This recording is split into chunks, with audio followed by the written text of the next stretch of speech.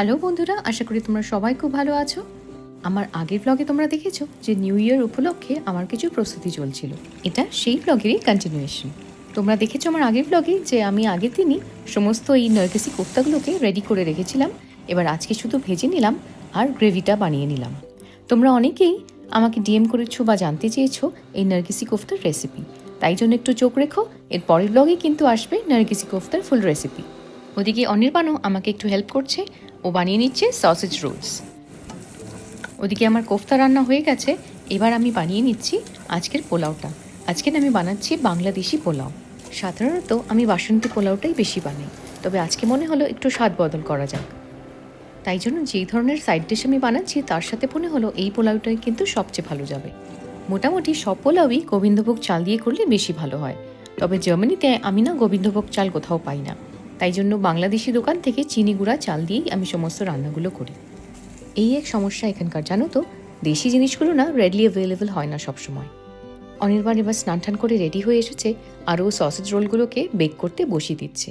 আর এদিকে আমার রান্নাটাও শেষ হয়ে গেছে। তবে আমাদের এখানে যা ঠান্ডা পড়েছে, -11-12 টেম্পারেচার যাচ্ছে, আর রান্না শেষ করে টেবিলে রাখতে না রাখতেই একদম ঠান্ডা জল হয়ে যাচ্ছে। তাই আমি এগুলোকে হালকা আঁচে বসিয়ে রেখেছি, যে আমার গেস্ট আসা পর্যন্ত মোটামুটি যাতে একটু গরম থাকে খাবারগুলো। এই দেখো রেডি হয়ে গেছে সসেজ রোলস। এবার না আমি সব খাবারগুলোকে সার্ভিং ডিশে ঢেলে দিচ্ছি, কারণ আমাদের বন্ধুরা আর কিছুক্ষণের মধ্যেই চলে আসবে। আর দেখো আমি এখনও রেডি হইনি। তো এই ছিল আমাদের ছোট্ট করে নিউ ইয়ারের আয়োজন। নারগিসি কোফতা, পোলাও আর চিকেন রোস্ট আর সসেজ রোলস, আর ডেজার্টে ছিল ক্যারেট ফিরনি। চলো তাহলে এবার যাই, আমি ঝটপট রেডি হয়ে আসি। বন্ধুরা আসার আগে একটু ফ্রেশ তো হতেই হবে বলো। ডেজার্টটা দেখেছো তোমরা যে আমি আগের দিন রাতেই করে রেখেছিলাম। আজকে সারাদিনটা দারুণ কাটলো, খাওয়া দাওয়া গল্প আড্ডা সব মিলিয়ে কখন যে রাত 9টা বেজে গেছে কেউই জানি না। যাই হোক, বন্ধুরা বাড়ি চলে যাওয়ার পরে আমরাও কিছুক্ষণ ওয়েট করে বেরিয়ে পড়লাম বাজি পোড়ানো বা এখানকার যে নিউ ইয়ারে ফায়ারওয়ার্কস হয় সেটা দেখতে। আমরা কেউই বাজি পোড়াতে ভালোবাসি না, ইনফ্যাক্ট আমার তো ভয়ই লাগে।